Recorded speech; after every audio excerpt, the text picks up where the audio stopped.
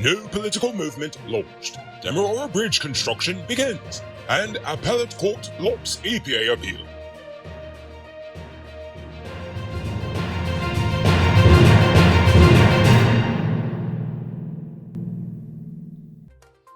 I'm Rico Beaufort, and this is Uncut News. See news happening? Send us a tip on WhatsApp at 592-659-615. The Movement for Unity and Democracy was officially launched last Friday in Georgetown, the political organization that was started by Kieran Booth last year.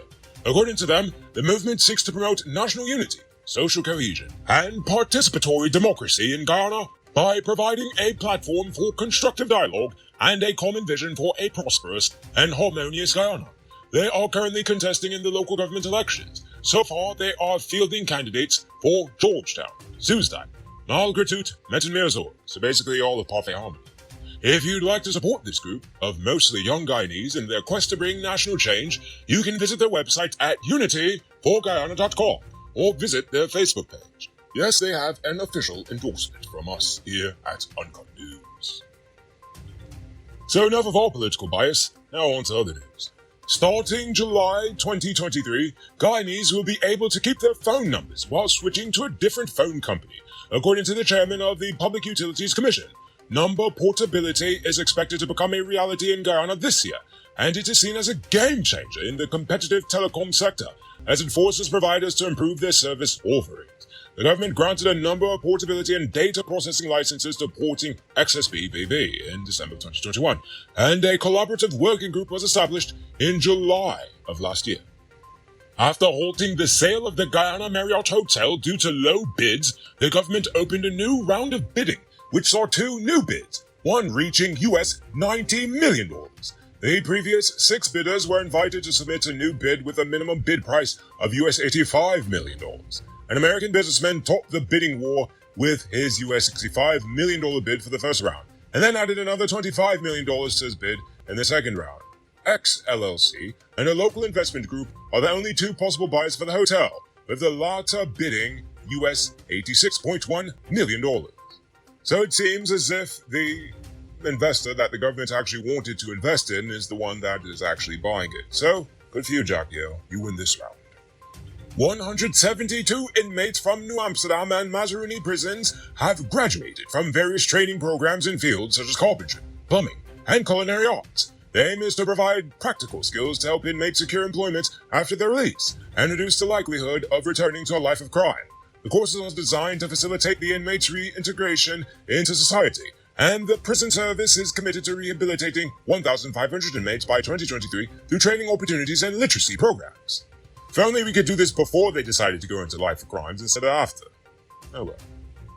Members of the Joint Services Training Committee are conducting a post-command exercise at the police officers' mess to better equip joint service members to handle possible situations during the upcoming local government elections period. Because with all that rioting you all have been doing in the past years, they've gotten tired of it, so they actually want to prepare the police for said rioting. Possible scenarios will be discussed and tested in Regional Police Division 4, and the public is advised not to be alarmed by an increased joint services presence throughout the region. So because folks don't know how to act whenever we decide to vote, they've got to practice all these military-like drills. Fun stuff. Independence Day is coming up, so it's time to declare independence from breakdowns with Powered Automotive. They have reliable, high-quality truck parts and spares for your truck at amazing prices. Visit them at Lot 490 EE or call or WhatsApp them on telephone number 697-0171. Save big on truck parts at Powered Automotive, the #1 heavy-duty truck parts store in Guyana. Tired of waiting on hold, tracking down a delivery driver, or carrying cash for your food orders? GTEats is here to make your life easier. Guyana's first cashless food ordering and delivery app. Choose from Georgetown's top restaurants, pay securely with your card, and get your food delivered right to your doorstep. With the convenience of being able to order from your phone and the added feature of tracking your order, GTEats is the ultimate solution for all your food needs. Download the app on Apple and Android stores and start ordering the easy way today. In more positive news, the Maritime Administration has announced the start of construction for the new $260 million Demerara Harbor Bridge, which is expected to be completed within 2 years, supposedly.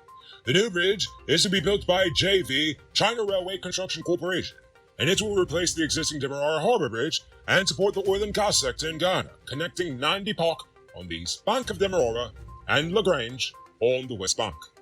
Is that Lagrange or Lagrange? Please do let me know which one is the correct one in the comments. So let's see what the young people are up to. The Ghana Pride Festival, observed under the theme, Decriminalize Sex Guyana, was launched by the Ghana LGBTQ Coalition and the British High Commission. The festival runs until June the 11th and includes events such as the Pride Parade, the Drag Fest, and Pride Symposium. The British High Commissioner pledged support for tolerance, non-discrimination, and changes in policies, guidelines, and legislation, even though they're the ones that gave us the anti-buggery laws in the first place, but oh well. The managing director of the Society Against Sexual Orientation Discrimination called on authorities to repeal laws criminalizing same-sex intimacy. The festival aims to raise awareness of the struggles and resilience of LGBTQIA people in Ghana and the Caribbean region as a whole. So, good for them.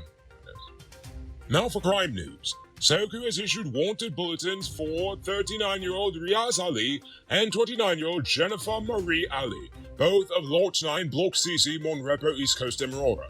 They are both wanted in connection with a money laundering investigation. No details of the allegations or the financial crimes in particular they are suspected of committing have been made public. Probably because these two are super rich and it involves a lot of important people, so, they want to keep things under wraps. Firewoman Chandani Mohabir was charged with causing death by dangerous driving after a December 2022 accident that killed a 2-year-old girl. Mohabir was previously charged with a DUI and was intoxicated and speeding when she lost control of a vehicle and collided with a motorcycle. The case was adjourned until June the 2nd and transferred to the Reliance Magistrate Court. Dorwayne Best, the CEO of SPF International Incorporated, was fined $300,000 Ghana for selling petroleum and petroleum products without the required license in 2020. The company has until June the 30th of this year to pay the fine or have one of its directors imprisoned for 3 months. Most likely Dorwayne. The Ghana Energy Agency found the company guilty of conducting business without proper authorization. I thought Dorwayne was done with that issue. Tulsaram Bazard was charged with larceny in a dwelling house for stealing from his father, a pensioner, between April the 13th and April the 15th of this year in Anna Regina. He pleaded guilty to the charge and was sentenced to 2 years imprisonment for thieving. The police statement did not specify what exactly was stolen, but apparently Tulsaram is a thief, so Now for today's oil update.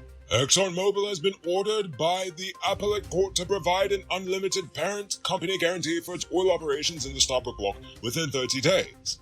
The Environmental Protection Agency had requested a stay of the order, but it was refused by the Court of Appeals.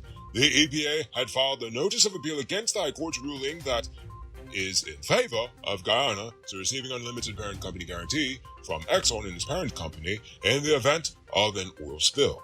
The Court of Appeal intends to apply the merit test to the EPA appeal against Justice Kassoon's ruling. So we will know the results of which on June the 10th. Robbery season might be over, but the streets are still mean. That's why you need to get security for your home or business with Sheriff Security. Sheriff Security has well-trained guards, armed and unarmed patrol, marine patrol, canine services. These people even got drones. Why? Because your security is their highest priority. You've seen the rest. Now hire the best. Hire Sheriff Security Service today. Now for our Uncut News News Poll question of the day. Every day we pose a question about current events in Ghana, the region, the diaspora, and how you feel about this one. Last night I asked, how do you feel about Jordan's case being dismissed? But before we get to that, I'm proud to announce our latest addition to the Noble Army, Richard Singh, who is supporting us at the reporter level, the highest level of monthly support we've received so far. So thank you, Richard Singh.